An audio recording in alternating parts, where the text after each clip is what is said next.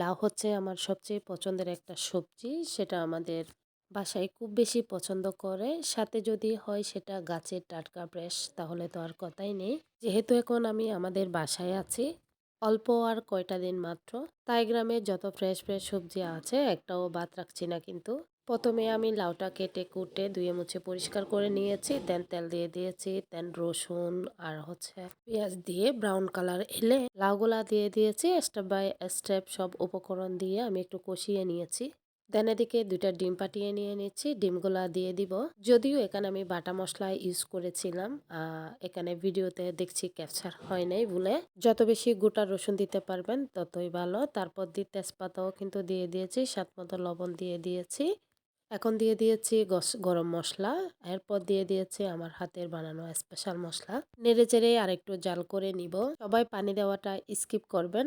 এখন পানি দিতে হয় না। আমি এখানে একটু পানি দিলে অনায়াসে পানি বের হয়ে গিয়েছে। এখন আমার সবজি রান্না কমপ্লিট। আমি এখানে ধনিয়া পাতা দিয়ে দিয়েছি। এখন নামিয়ে নেওয়ার পালা। আমার ইজি রেসিপিগুলা কাদের কেমন লাগে অবশ্যই কমেন্ট করে জানাবেন। আর সবাই ভালো থাকবেন, সুস্থ থাকবেন। আজকের মতো